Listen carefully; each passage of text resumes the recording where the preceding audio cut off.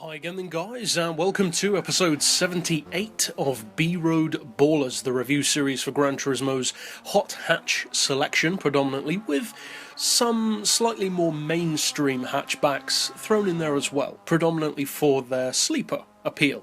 Now this particular vehicle is the next in a long line of vehicles which we're reviewing here and there through this series for the Mini models. We've discussed the Mini 1, the 2002 Cooper, the 2002 Cooper S, and now we're moving again to another Cooper S, and also the same shape Cooper S, technically as the 2002, but with some notable changes. The headlights, for instance, are different. That's probably one of the easiest differences to spot, and of course, this is a premium, whereas the 2002 models, of course, are not. Now this is a Cooper S, and as such it is a supercharged model, which is what the S stands for, and as we discussed before in the Cooper S versus Cooper episodes, the Cooper with its turbo is kind of a better option.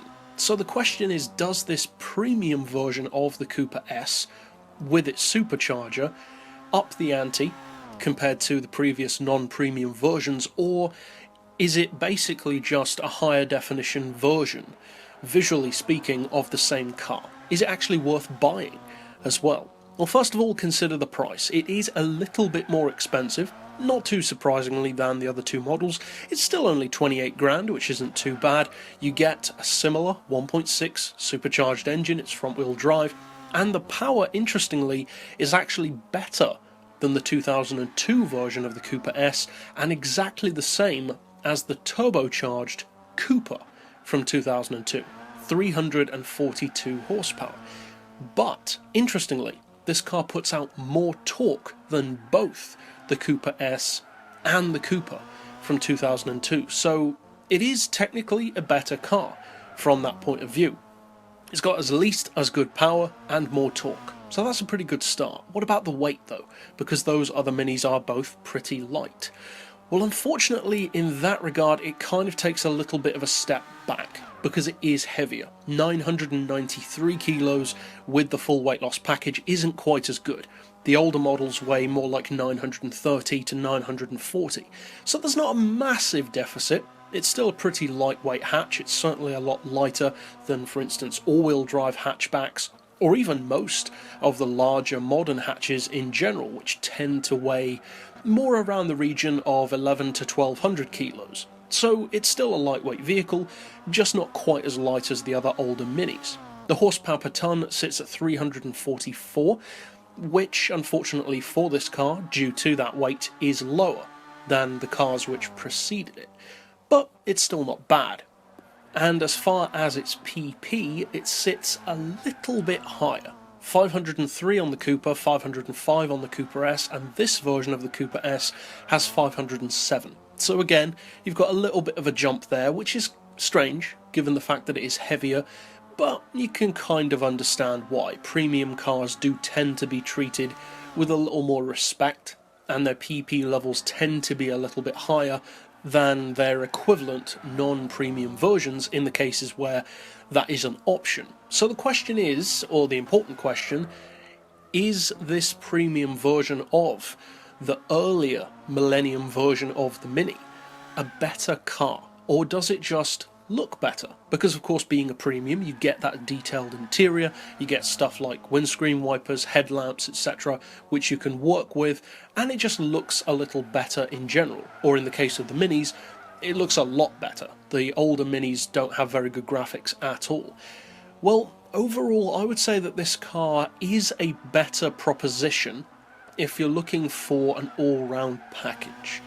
And I would include in that the visual quality. If you're looking for a nicer vehicle to own in Gran Turismo, then the fact that it is a full premium does make a pretty nice difference.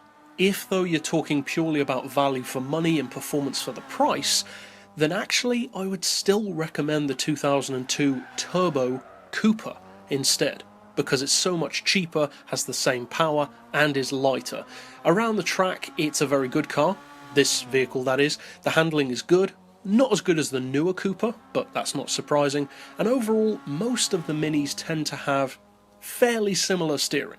I've discussed before the fact that the Cooper and then the Cooper S gradually get more and more adept at coping with extra power because they're designed to have more power to begin with, and that's the case with this car as well. It copes with the 342 horsepower pretty well. I don't know how well it would cope if it had more though.